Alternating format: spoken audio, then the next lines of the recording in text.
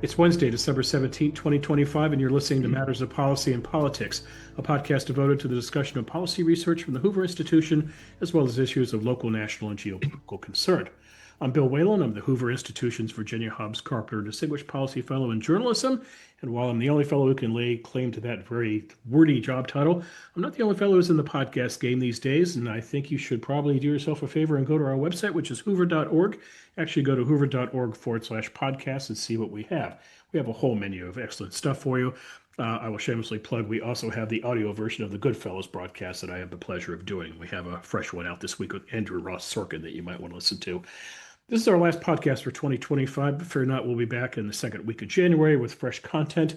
But this being the last podcast of the year, it presents something of a quandary. I didn't want to devote the podcast strictly to the pursuit of holiday celebrations, as frankly, not everyone celebrates Christmas or, for that matter, Hanukkah or the Feast of the Nativity or the winter solstice if you happen to be a neo-pagan. But what many of us have in common is New Year's Eve and that thing we like to call New Year's resolutions, figuring ways to improve ourselves. My guest today, well, we're about to find out how he celebrates the holidays and if he's a fan of resolutions. But one thing I do know, he's gifted the world with many thoughts on how to lead a more personal life. It's my pleasure to introduce the podcast William Damon, a senior fellow by courtesy at the Hoover Institution and a professor of education at Stanford University. Professor Damon's research explores how people develop purpose and integrity in their work, family, and personal life. He examines how Americans can learn to become devoted citizens, purposeful achievers, and successful entrepreneurs. Professor Damon's work has been used in professional training programs in fields such as medicine, journalism, law, and business, and in programs in grades K through 12 on higher education. Professor Damon is the author of numerous books on this topic, as well as education. One in particular I steer you to. It's called The Path to Purpose, How Young People Find Their Calling in Life. Professor Damon, thanks for coming on the podcast. By the way, do we go by William, Bill, or just plain old Professor? Thanks, Bill. And you can call me Bill too. So we have two Bills here talking with one another. I go through this too. Is it Bill William or Bill? And I go by Bill because Will Whalen and William Whalen is just too eliminating, so forth. So let's start by a little backstory on you. I don't necessarily associate education professors with studying the purposeful life. So tell us what got you into the field of education, then how you segued into the study of how to be purposeful. Well, it's a good question, and you're right. I'm not a common uh, education researcher Mhm. of the familiar kind. I am a lifespan developmental psychologist, which means I study all the different capacities that grow and develop from birth to death. And how did And you land? How did you land on that square? Well, there I think I was interested in psychology all the way back to high school. And I was interested in the scientific study of people. And when I discovered there actually was a field called psychology, we did not have it in high school. But when I discovered that the summer between high school and college, I got very excited about that you could actually do research on the human life and do it in a way that was not subjective or confined to kind of armchair philosophy speculations, but actually interview people, observe people, and find out what's going on and what are the capacities that people need to develop in order to meet their potential and have a fulfilling life. So that's what got me interested in the general field of human development. And over the years, I drifted more and more to what I consider to be the kind of inspiring, what the kind of development, the kind of human development that I find to be noble, inspiring, the best parts of life. And so I've been interested in subjects like good work, creativity, accomplishment. And eventually that led me to the idea of purpose, because purpose is at the center of a lot of the successful achievements that people are fortunate to be able to make in their lives. Is this your niche, or are there several other researchers in the United States around the world who are doing similar work? Well, there are a lot of other people, and I will say to maybe start the podcast that I'm the last in a, or not the last, but one in a very, very long line of people over the centuries who have been interested in purpose.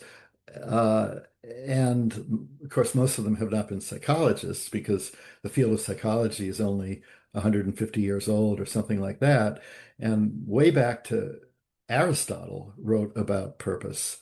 And in fact, I thought what I might do just to begin on a kind of a humble note because uh, I consider myself a very minor figure in the scholarly study of purpose when put up against all of the philosophers and theologians and other people that have and great writers that have written about it over the centuries.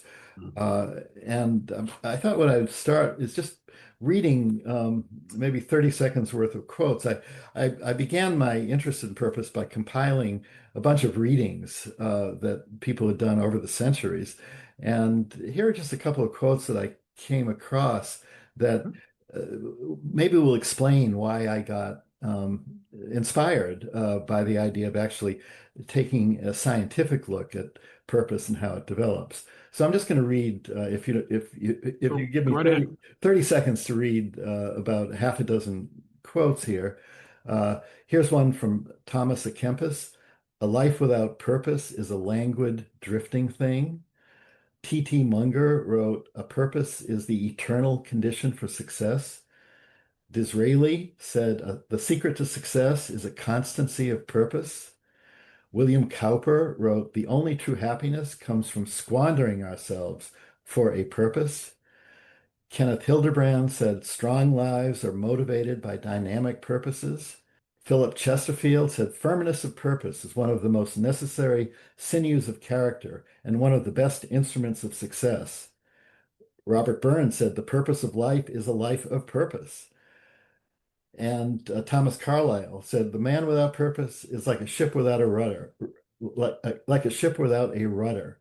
And then finally, the last quote is from Helen Keller, who I'm a great admirer of, who said, many persons have a wrong idea of what constitutes true happiness. It is not attained through self-gratification, but through fidelity to a worthy purpose. So you can see lots of people over the centuries have come across this idea. And what I've brought to it, I think, is that, first of all, I've tried to study it in real people with psychological methodology, interviews, observations, and I've studied the development of purpose, meaning where it starts, what point in life does it begin? How do young people first find purpose? And then throughout the lifespan, how do people sustain purposes or perhaps lose them and then gain new ones? How do encore purposes later in life begin? So I've studied it in populations of people using psychological science methods, and I think that small addition to the centuries of wisdom on purpose is what I've brought to the field. I know you're a humble man, but would you say that your purpose in life is to help other people find purpose in life? I think that that's maybe partially true. I mean, that's one of my purposes.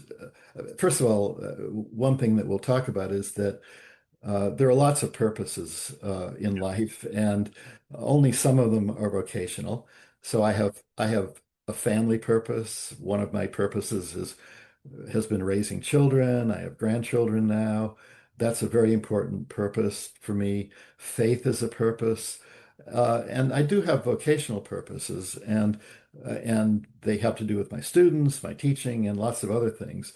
But certainly one of them is to share with people what I've learned about purpose in my scientific studies. And if that's helpful for people, that's great. And so that one uh, mission is one of my purposes in life. I'm glad you mentioned the family side of this because I fear that a lot of people confuse purpose with celebrity and fame and making a mark, if you will. I don't know if you've seen the movie. I love baseball and I love in particular the movie Bull Durham. And there's a wonderful scene in Bull Durham where Crash Davis and Annie Savoy are having breakfast, and she goes off this ridiculous tangent about, with my love of animals, I was either a horse in a previous life or Catherine the Great. And then she goes, who were you in a previous life, honey? And he pauses for a second. He goes, why is it that everybody was somebody famous in a past life? Why couldn't I just been Joe Schmo? Right. Well, I'm delighted that you made this point. I think there are a number of common misconceptions about purpose. It's a word that maybe sounds a little too elevated for what it actually is, because purposes are certainly not connected with status. Most purposes in the world are quite ordinary and every bit as important in every kind of vocation. I mean, the word vocation itself, the root of the word vocation is calling. You are called to do some service for the world, and that service can be very important, whether it's taking care of a building or taking care of people's health or teaching or raising children or doing all kinds of ordinary things that lots and lots of people do. So it's a misconception to think that purpose is glamorous or heroic or high status or anything like that. No, so I'm really glad that you brought that up right at the start. Right. Well, what got me to thinking about all this was the holiday seasons and New Year's Eve and the idea of resolutions. So you do resolutions, by the way. I I'm not going to put you on the spot and ask you if you to give us one, but does it cross your mind come December 31st, you look in the mirror and become introspective and start thinking about yourself? Maybe I've done it in the past on January 1st. I Mhm. tend to do it these days around the Thanksgiving holiday when I'm usually with my family, including children and grandchildren. And we try to have a little bit of a family discussion about what we're grateful for and what we hope for. And around that, that always reminds me of how I should direct my life towards uh, uh, based on gratitude and towards activities that I will find worthwhile rather than just wasting my time or doing things that actually are I'm not particularly happy about. That Thanksgiving sounds like a tricky exercise, Professor, because it must be very tempting to go around the table and start pointing out what is wrong with everybody at the table and how you need to Well, clean up your act. that's right. You don't want to you don't want to grill your children and grandchildren to come up with answers for sure. So hopefully we do it in a more spontaneous way and it's voluntary and that's the only way to have a good discussion anyway, is when people want to say something, they chip in. Yeah, it's funny. I get spammed with so many ridiculous things, and one was an ad the other day for a family board game, and the board game is to pick up a tile and say, "Who in the family is most likely to rob a bank? Who in the family is most likely to go bankrupt?" And it's the challenge is just to kind of find the worst character flaws in everybody in your family. And I thought to myself, this is not a healthy thing to do. The good part of that I can think is humor. You know, if it gets people laughing, and Mhm. a sense of humor is always a healthy thing, especially if it's directed to yourself rather than at other people. So I'm now going to break a rule that I have with podcasting, and that I think podcasters should rarely talk about themselves unless they're very interesting people. And I don't like to talk about myself on podcasts because I think it's just self-centered. But that said, I have been thinking about New Year's, and I have been thinking about 2026, and I have been thinking about ways to improve myself. And some are kind of shallow, if you will, physical. I want to do more swimming for exercise because I like that form of exercise, and I think I'll feel better. And I think it'd be good just to get my head underwater for half an hour and get out of social media and politics, which I do for a living, which is just brutal to follow on a daily basis. You would agree. But I'm also taking a deeper dive into myself here, Bill. I'm 65 years old. And I am thinking about my mark on the world. I'm kind of thinking about my legacy. I'm thinking what I've accomplished in life. I'm kind of thinking, if I were to pass away, what the first two paragraphs of my obit would look like and things like that. I'm thinking about purpose. And I want your help here in terms of doing this. How do I do this? Do I need to drive out to the Pacific and climb a big rock by the ocean and sit up there like a Rodin sculpture and put my with my fist on my chin and look out at the ocean and try to have a great haiku? Do I need to sit down with a piece of paper and write a list of things? How do I discover the purposeful life? Well, let me tell you some patterns that we have uncovered in observing people at all ages of life when they find either first purposes or new purposes. And the first point is that purpose develops gradually. It's very rarely a sudden overnight flash of light. And It's not that thing that they used to do in high school where you'd sit Bill Damon or Bill Whalen down with a piece of paper and tell me what you'd like to do. And so if Bill Damon says, I really like to repair cars, well, Bill Damon's going to work in a garage. So you're saying it's just not as simple as that. Yeah. Yeah, and it actually starts with activity rather than ideas. Hmm. So it's not that somebody says, "Well, I'm going to imagine what my purpose will be or what my mission in life will be," and then goes ahead and does it. It's the reverse of that. People you get involved um, in doing things that in some ways are services to other people or helpful or that make a difference in the world. And it can be very small and it can start fairly early. It could be chores or favors you're doing for people or on vocational, doing something for your work that you felt, well, here's something that really did provide a service and accomplish something. And gradually, and there are a lot of starts and false starts and back and forth. Gradually, you do things that you discover are, first of all, things that you enjoy doing, because there always has to be a sense of engagement in a commitment. And a purpose is a commitment to actually do something. And so you do need to get some kind of personal enjoyment from the activity. Right.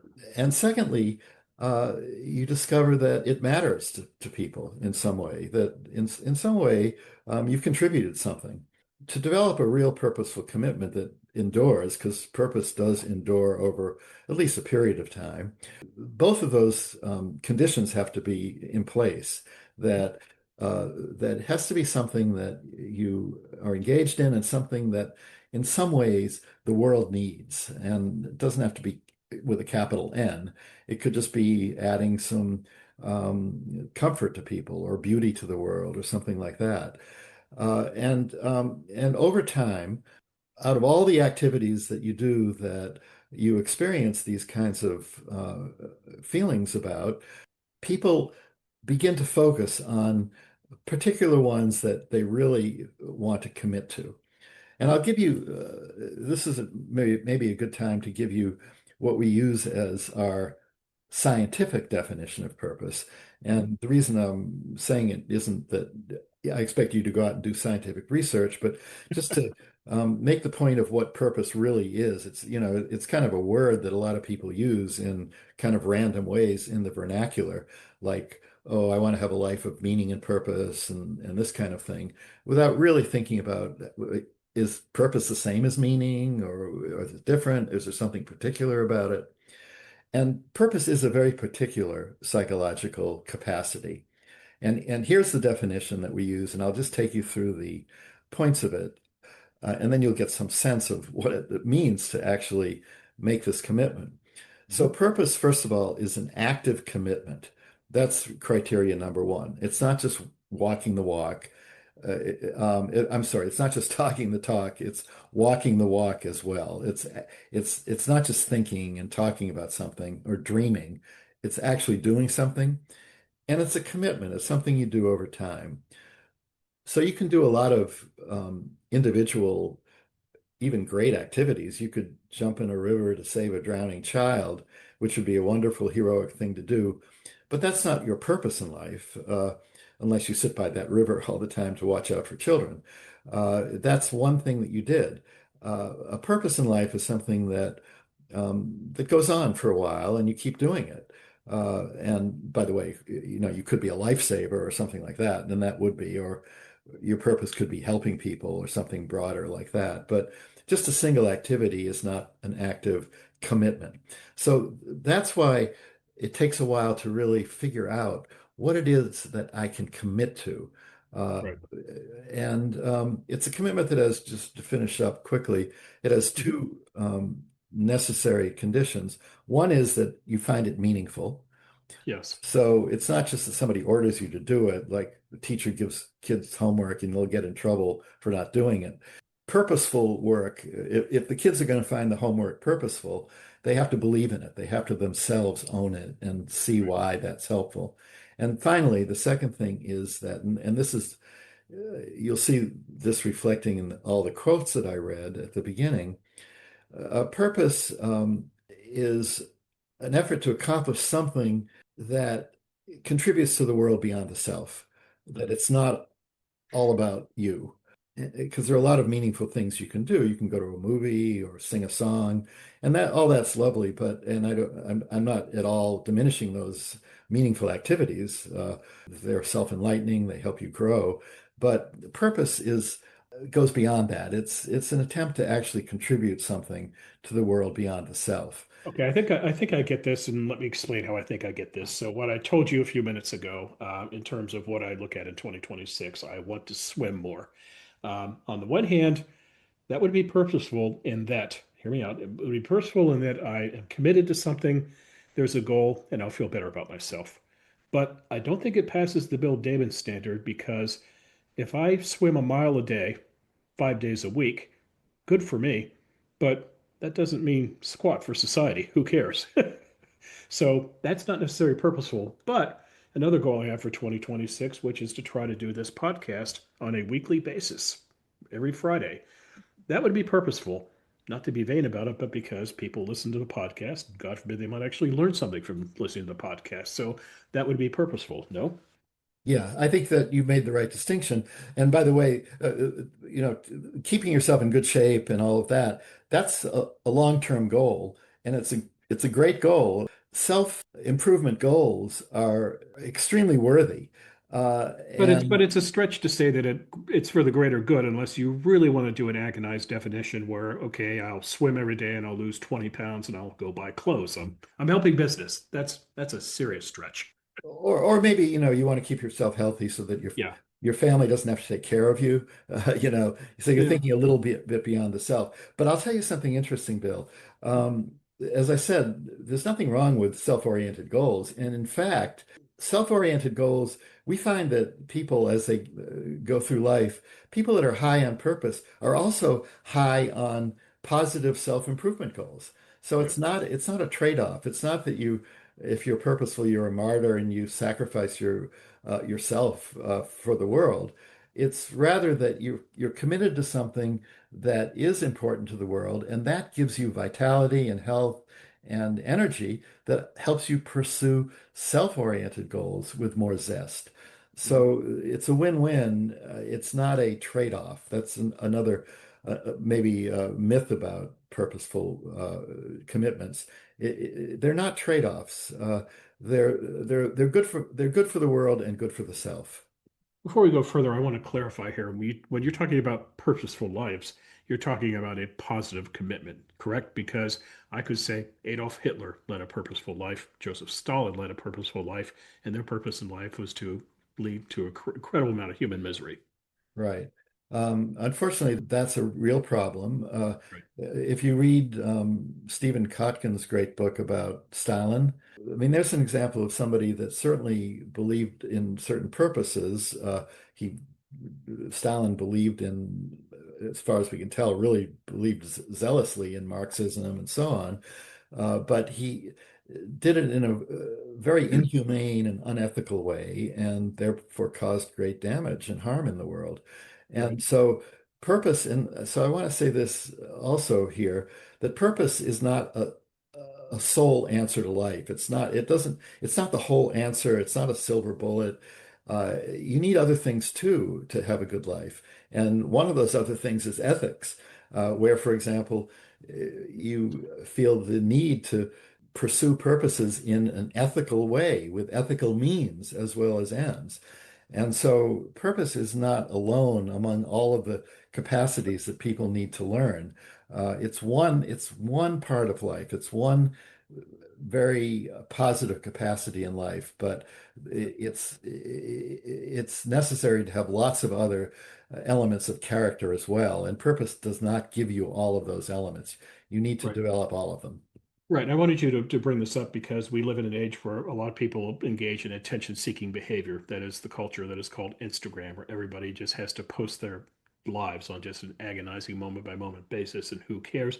But we also live in a very violent age right now, an age of murder and assassination, where disturbed people mistake their acts of violence for notoriety. It's the mark of every political assassin. It's the mark of mass shooters as well. You've led a very miserable life, and so you decide, well, I'm going to go out literally, pardon the pun, in a blaze of glory. You attention-seeking behavior. That's my Yeah. purpose. Yeah, well, I certainly wouldn't call those legitimate purposes. Exactly.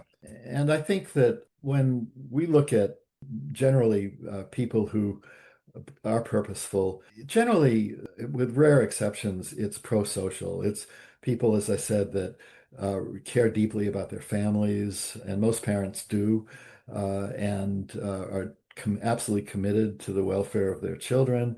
It's citizens who really care about their communities.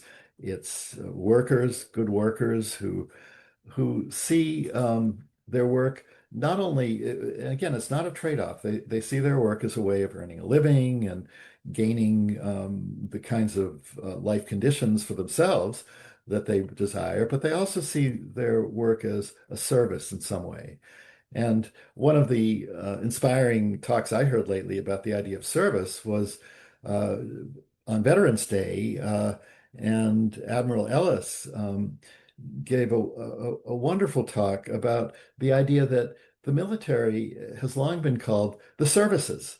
And we kind of forget that, have you been in the service? And think of the meaning of that word service. It has a real meaning.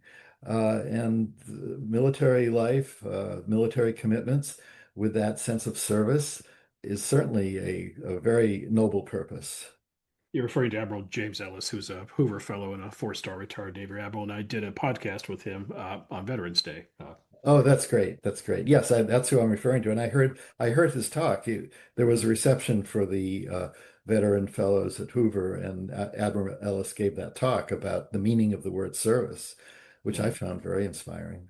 Not to get off target, but he is a career Navy man, and he was a naval aviator, and he went on to become an aircraft carrier skipper. So he's remarkable in many regards. Yeah, yeah. Okay. Yeah, and he's far from ordinary, but as I said, lots of more ordinary people also have great purposes. So. Right. You did a interview with the Stanford Report not too long ago where you talked about purposefulness, and you raised 6 points when it comes to this topic. And I'd want to touch on each one briefly and have you explain what you meant. Let's begin with point one. This is not a dream. Right, and that's the walk idea that I mentioned. We find lots of young people, especially, who want to change the world and they want Right. to save the environment and do all kinds of things, or even they want to be great filmmakers, but they've actually never produced a video or they've never done anything. Right. And so there's something, again, it's good to have dreams when you're young, and that's a starting point. But that is not fully developed purpose by any means. Action and an active commitment is essential. Right. And you've alluded to point number two, which is you don't have to save the world. A sidebar, you and I are here at Stanford. For years, I have been a Stanford advisor to freshmen. And what I found is that the typical freshman coming into Stanford, Professor Damon, is about 18 years old, going on 40, and that he or she is remarkably organized, very mature for their age, and they always have some huge goal in life. And Right. it's whoa, which is why the school wants to put the brakes on those kids when they get here. But yeah, they want to save the world. And that's why, as I mentioned, it takes a while to sort out what can I actually do realistically in this world.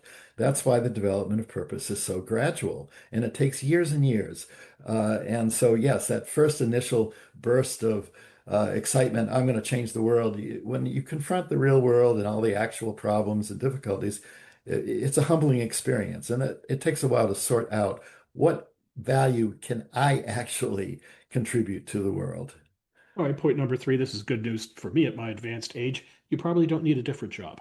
Yeah, I think a lot of people prematurely kind of give up on what they're doing because they have a hard time. I mean, all of us have moments of difficulty where we can't figure out the right thing to do, or something is feels like we're in a kind of a burned out or fallow period of our careers.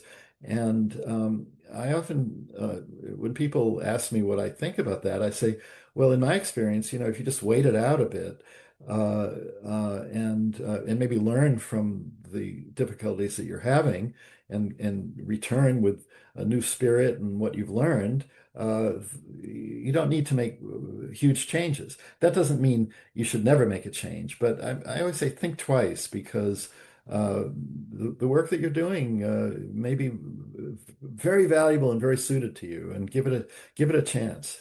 Point number four, no, you didn't sleep through Purpose Day at school. Right. Well, that's In other words, you were asleep when you were 17 years old and they told you how to live your life. Is that what you're getting at? yeah, that first of all, school is not going to tell you what your purpose should be, and even the word purpose, I think, for school age people, is a little bit too highfalutin a word. In school, you should learn skills.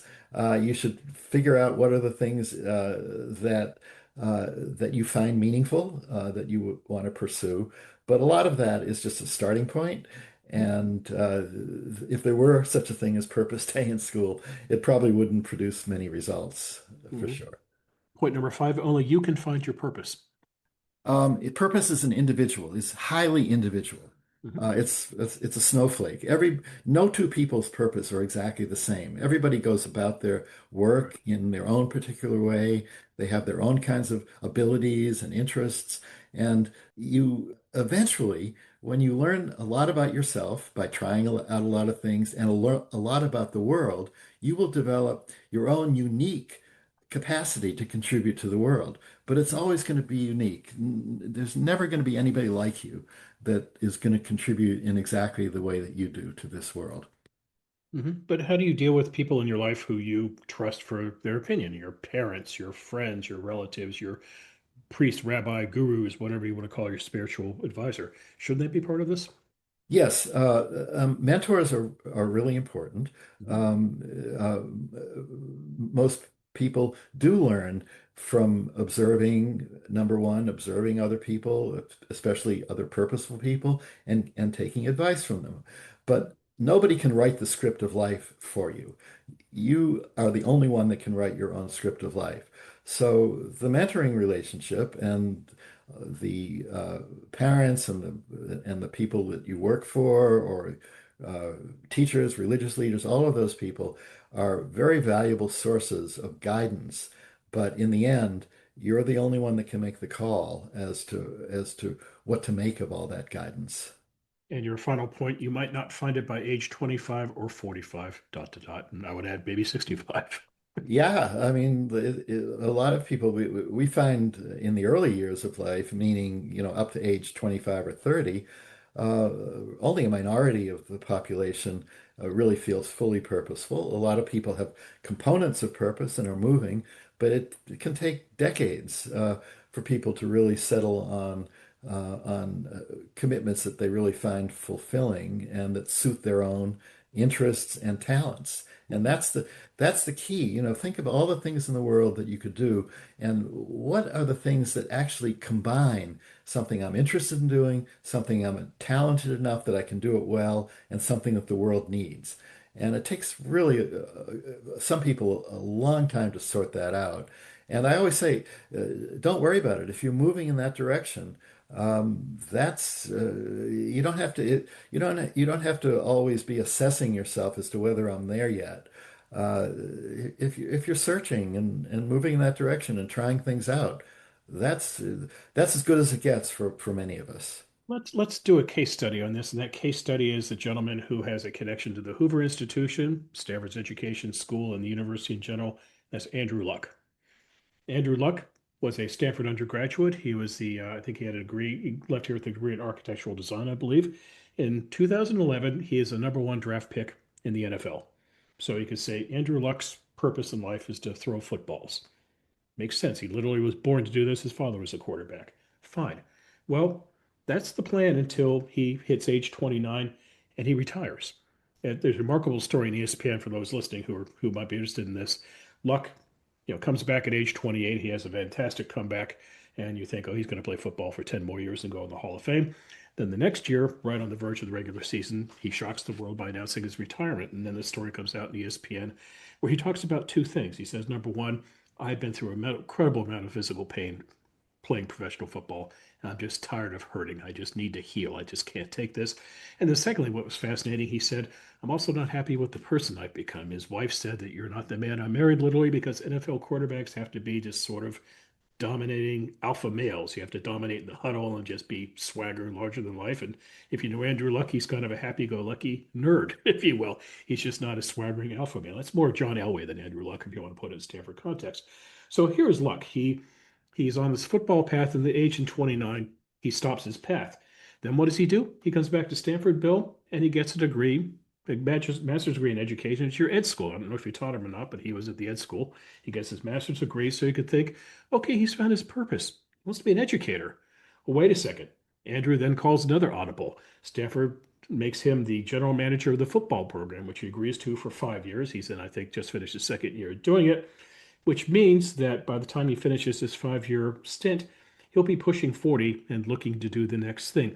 I ask this, Bill, because is finding purpose. This sounds like if you're Andrew Luck, you're kind of continually finding new purposes in life. Are you saying that's how life plays out for some people? Every few years you find a new purpose, or are you suggesting that maybe there's just sort of a long narrative to life? That certainly is the way life plays out for people. I won't comment specifically on Andrew Luck, other than to say I'm a huge admirer of his, all the way back from when he was a great football player to the way he's now organizing Yep, our yep, yep. athletic. Yeah, but I mention this because it's not like he's reinventing himself. It's not like he's Right, an actor who goes from situation comedies to drama. right. That he is just finding new passion projects along the way. Yeah. So let me comment on the story that you told in the general sense. As I said, Yeah, I personally don't like to invade people's privacy and talk about individuals publicly, at least living individuals. yeah, But as I said, I will certainly say I'm a huge fan of Andrew Luck, and I totally admire everything I've ever heard and known about him. right. But let me talk about the general point that you made, which I think is the more important thing. And the pattern that you described in your story is exactly what happens to people throughout life in infinite number of ways. And I say infinite because I say every story is a snowflake. Every story is individual. But what all of us do is we find things that we aspire to. We have aspirations. We try them out. Sometimes we're successful for a while.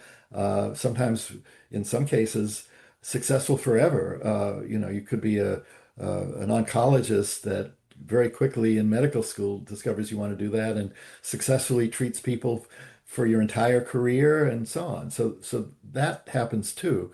But most often, people go through different periods. So Mhm. even, for example, if you're a parent and you raise children, well, guess what? The children eventually, you hope, grow up and move out and have their own lives.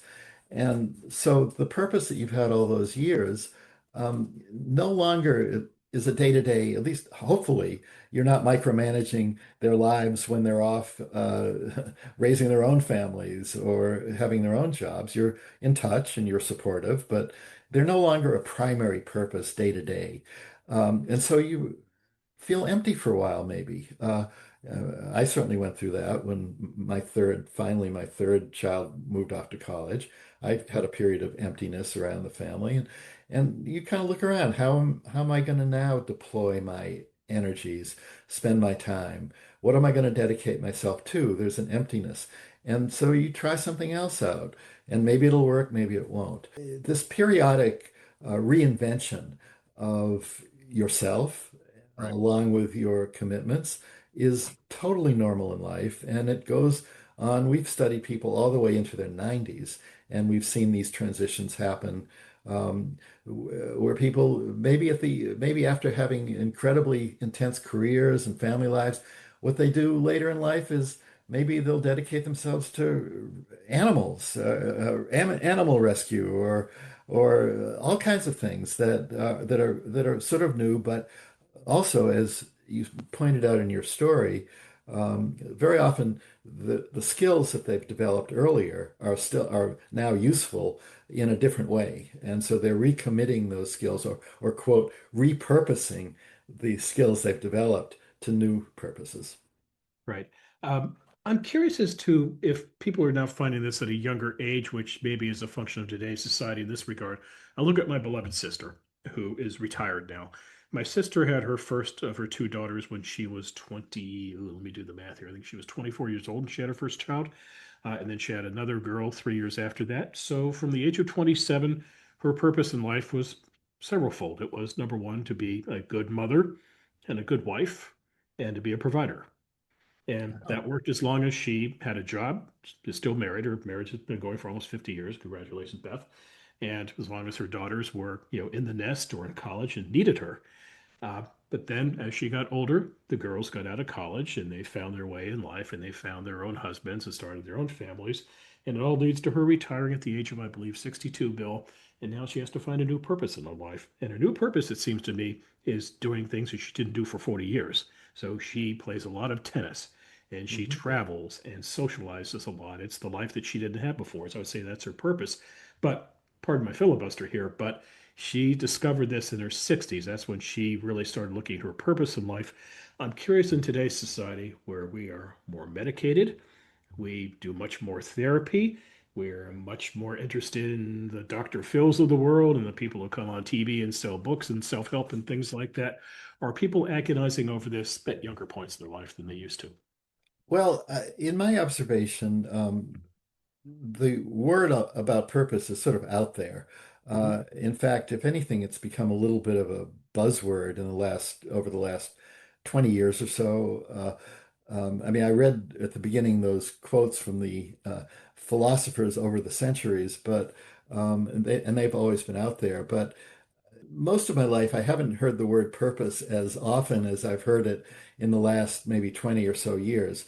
Maybe one of the reasons for that, it was Rick Warren's book, A Purpose-Driven Life in Right. 2002, um, brought the idea of purpose way to the public's attention. And maybe that started the focus on it. And by the way, his book has one of the great first lines of books anywhere, which is, "It's not about you." And I think that was a great refocusing because the idea that life isn't all about you does give you a sense of resilience that you're dedicated to something beyond yourself, so you keep going even if you're having problems. But so I think to build, I think the idea of purpose is out there, and that people are realizing that this is something that, as I said, a lot of people use the phrase, "I want to have a life of meaning and purpose." And I think they ought to distinguish those two because meaning is not purpose, but still, it indicates that there is some intimations in people's minds that this is a useful thing to do. And so I think the word's out there, but I think that what is needed is opportunities for people to connect with other people, with activities, with opportunities to do things that then give people a feeling that they are making a contribution and that they are doing something that they, as I said before, enjoy doing, find that they can do competently, and that are valuable to somebody in the world beyond themselves. But there are people out there who overreact to situations. For example, Bill Damon doesn't feel well. He has a headache or a stomach ache, and Bill Damon goes on WebMD, and Bill Damon quickly comes to the conclusion that he's dying of cancer. Because if you go on those sites, they always lead you to cancer and horrible diseases. It's never take two Tylenol and kick back to me tomorrow. But I ask this because does everybody who is examining the purpose of life, does everybody really need to examine it or not? In other words, is it that dramatic? No, in fact, this goes back to the purpose day at school idea. I Right. think it's not that helpful to be that conscious about purpose and to say, Right. "Oh, I need to find a purpose." And it's not that helpful for students. That's why I don't advise teachers to say, "We're okay, tell your students they need to find purpose or have a purpose learning day." I don't think that's useful. And I don't Right. think it's useful for older people to say, "Oh boy, I'm really worried. I got to find my purpose." It's more that you need to find things to do that you find fulfilling and that you can commit to and you believe in. Something that you believe in, some cause or something that is an activity that you feel is worthwhile. Yeah. That's what the focus should be on, not on the word purpose, not on a self-conscious idea that I need to be a purposeful person. I So, ask that because it's my concern about the snowflake culture, and especially in higher yeah, education right now. I don't know if you saw the story or not, but there's an alarming number of students at Stanford and other elite universities who claim to have disabilities. Now, I don't mean to diminish anyone's disability. There might be people out there, but I think I saw numbers where something like 1 in 3 students in elite universities claim to have a disability. And as our colleague Neil Ferguson said rather dryly the other day, I'm guessing when they get out of college, they will not have those disabilities when they're looking for a job. But it ties in this culture of just we call it a weakness, if you will. And I worry that yeah. purposefulness gets tied into that. Yeah, I think there's a lot of anxiety, and the anxiety tends to be self-focused. You worry about yourself a lot. I do think that the way to get beyond that is just to not think about yourself so much and to realize you're just one person in this whole world, and maybe a little humility. The old definition of humility that I like is it's not thinking less of yourself, it's thinking about yourself less. Yeah, one thought is maybe, Bill, people need to unplug more. I don't know how closely you follow the news, but I had a hard time sleeping the other night, and that was because it was Sunday night, and the weekend had brought us the news of the shooting at Brown. It had brought us the news of the mass shooting in at Bondi Beach in Australia. Then it brought us as a climax, an exclamation point, the tragic stabbing death of Rob Reiner and his wife in Los Angeles. And I Yeah. thought, this is just incredibly despairing, and it so bothers in the middle of a holiday season. So maybe it's just kind of getting away from the misery of the world. And this is my final question, since we are moving into holiday season now and people are starting to become introspective. What is your advice to people who are becoming introspective in the holidays and are thinking about purposefulness? What do you tell them?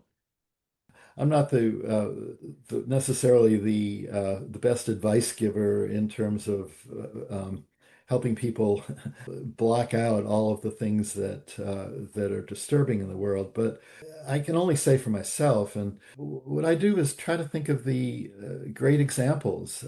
The holiday season, of course, is a time of faith across all religious traditions, and there have been incredibly inspiring, noble faith figures, leaders Right.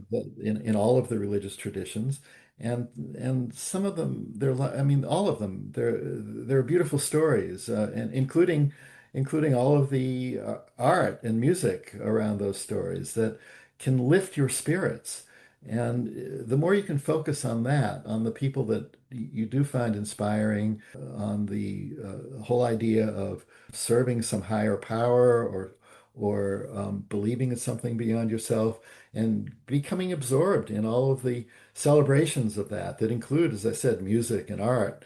I think that's very healing and is a way to focus on things that are uplifting, and Some that's what people I do. some people would say just watch It's a Wonderful Life, but that's a complicated movie. It's been a long time since I've seen it, so Well, it has an incredibly uplifting ending, but there's a lot of darkness that precedes it. yeah. Well, I think the answer to darkness is to try to focus on the light, and whatever the context is, you have to admit that there's darkness in the world, and that's part of it. But the more you can focus on the light, I think the more you'll feel uplifted. Okay, our time is up. Professor, is there anything else you'd like to add before we sign off? Just thank you very much. You've challenged my own thinking. As I said, I'm trying my best to understand all of this human condition myself, and hopeful that perhaps a little bit of what I've learned can be useful to other people. And it is a new year coming up. Do you have any projects in the works on this topic, on purposefulness? Well, I am beginning a study of great work and creativity and genius and what I hope is some of the great achievements in life. So I'm trying to learn about something a bit new myself at this stage in my life, at this late stage of my life, because I'm actually at this point in my 80s, and so I'm on a track to move on to my own encore purposes re I will be retiring from Stanford and moving on to looking for other purposes, just like the people we've all talked about. Okay, do me a favor. If you tell our colleagues that you're doing work on geniuses, I want to know how many people volunteer for the project. Fair enough. Okay, Bill Damon, it's been an honor and a pleasure. I hope you have a great holiday season, and thank you very much for your wise words. Thank you, Bill. I really enjoyed speaking with you. You've been listening to Matters of Policy and Politics, a podcast devoted to the discussion of policy research from the Hoover Institution, as well as issues of local, national, and geopolitical concerns. If you've been enjoying this podcast, please don't forget to rate, review, and subscribe to our show. And if you wouldn't mind, spread the word. Tell your friends about us. We'll be back in 2026, as I mentioned, with regular podcasts, so maybe that is indeed my purpose in life. My other purpose in life is to get you to check out more of the Hoover Institution. So this is my reminder that we do have Facebook, Instagram, and X feeds. Our X handle is @Hoover, INST, @HooverInst. And if you want to learn more about Bill Damon and his work on the Purposeful Life, you'll find his bio at the Hoover Institution's website, hoover.org. While you're there, sign up for the Hoover Daily Report, which keeps you updated on what Bill and his Hoover colleagues are up to. That's delivered to your inbox weekdays. For the Hoover Institution, this is Bill Whalen. I wish you the best this holiday season. Look forward to talking to you again in the new year. Until next time, take care. Thanks for listening. This podcast is a production of the Hoover Institution, where we generate and promote ideas advancing freedom. For more information about our work, to hear more of our podcasts, or view our video content, please visit hoover.org.